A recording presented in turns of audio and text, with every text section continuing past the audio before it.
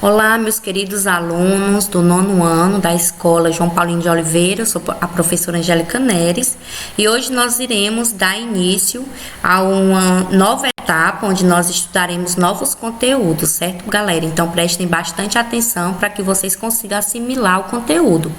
Então hoje nós iremos estudar as figuras de linguagem. Eu dividi em duas partes para que fique mais organizado e que fique mais fácil o entendimento de vocês. Então, o que são figuras de linguagem? As figuras de linguagem, eles são recursos estilísticos utilizados no nível dos sons, das palavras, das estruturas sintáticas ou do significado para dar maior expressividade à linguagem. Lembrando que as figuras de linguagem, galera, são muito utilizadas aí nos textos literários. Nós iremos estudar a partir de agora algumas delas.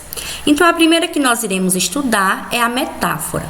A metáfora, ela representa uma comparação de palavras com significados diferentes. Aqui, pessoal, a metáfora, ela tem um sentido aí comparativo.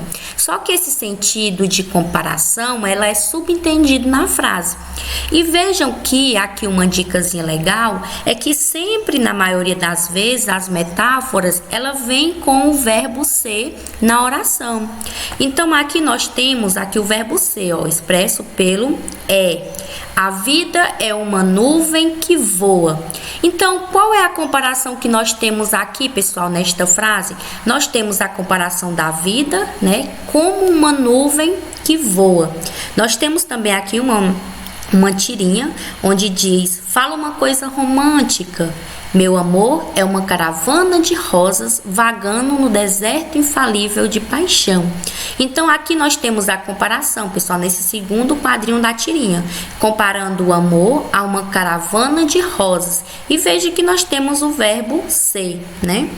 A próxima aqui que nós iremos ver é a comparação. Então, nós vimos aí que a metáfora é uma comparação subentendida e nós veremos aqui a comparação, que no caso ela está explícita dentro do texto. Ou seja, o que é explícita? Ela vem dentro do texto. Então, aqui ela é expressa, pessoal, pelos conectivos, o como, assim, tal qual, que são conectivos de comparação. Vejam, seus olhos são como jabuticabas. Aqui eu coloquei em destaque o conectivo como, né, que indica uma comparação. Compara os olhos com as jabuticabas. Né? Então, aqui nós temos um exemplo de comparação. Aqui também nós temos a tirinha, né? Onde no segundo quadrinho, para não estender muito aqui, né? No segundo quadrinho ele diz: o amor é como o motor do carro, Armando. Se não trocar o óleo e não cuidar da mecânica, uma hora ele não funciona mais, certo? Então, aqui compara o amor, né, ao motor do carro, né? Mas nós temos aqui o como, ó, expresso pelo conectivo, ou seja, uma comparação explícita dentro da oração.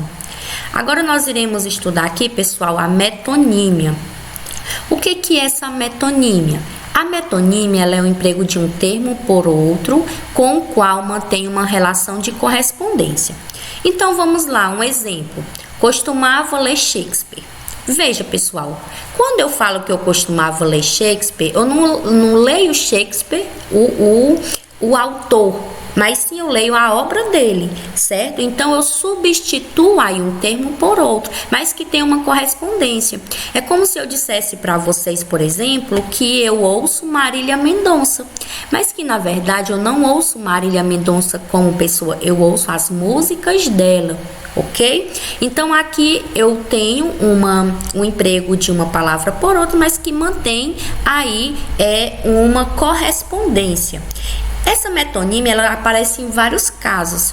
Então, ela pode ser aí o nome de um autor, inventor, criador, né, em substituição pela obra. Por exemplo, os leitores de Clarice Lispector são inúmeros, ou seja, os leitores da obra de Clarice Lispector. Então, eu substituo aí, em vez de colocar a obra, eu coloco o nome da autora, no caso, Clarice Lispector.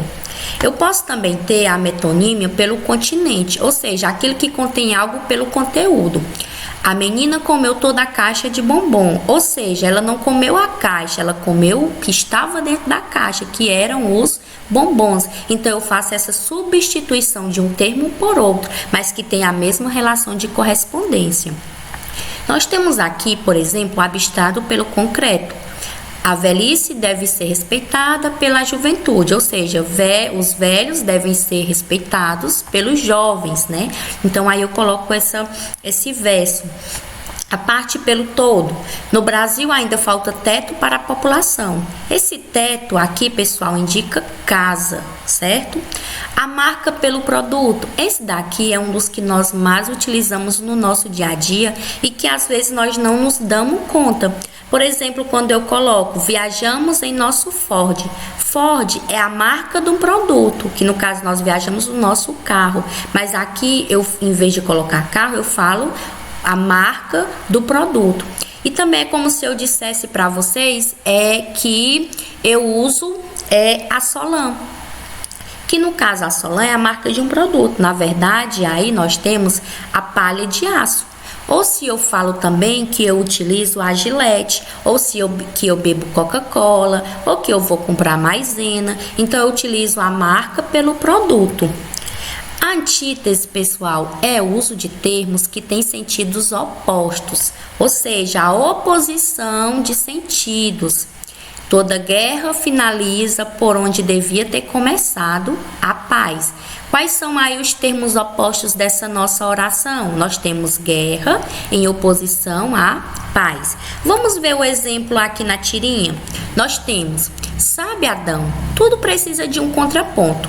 Para existir um positivo, tem de haver um negativo.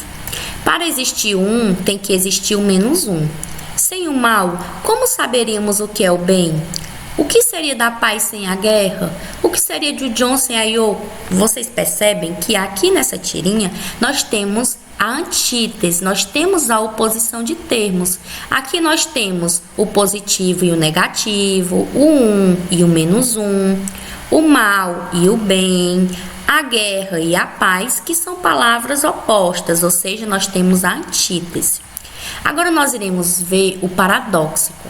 O paradoxo aqui, galera, ela representa o uso de ideias que têm sentidos opostos. Mas aqui, pessoal, é diferente da antítese, porque na antítese nós temos as palavras em oposição e aqui nós temos a ideia, né, dentro da nossa frase. Estou cego de amor e vejo o quanto isso é bom. E você se pergunta, como que é possível alguém estar cego e ver? Então aqui nós temos o paradoxo. É uma ideia que expressa sentidos opostos. No caso aqui, cego e vejo. Nós temos um exemplo na tirinha. Toda certeza é relativa. Tem certeza, professor? Absoluta. Então, veja aqui que nós temos também o uso de ideias de sentidos opostos. Ele coloca que toda certeza é relativa e aqui ele fala que é absoluta, ok? Então, aqui, pessoal, nós concluímos essa primeira parte, tá? Das figuras de linguagem, onde nós vimos as 5 figuras de linguagens, no caso paradóxico, nós vimos a antítese, nós vimos a metonímia, nós vimos a comparação e nós vimos a metáfora. Esse conteúdo está no livro didático de vocês e no bloco de atividade contém a página do livro. Daqui a pouco nós vamos para a nossa segunda parte. Então, até a nossa próxima aula, galera.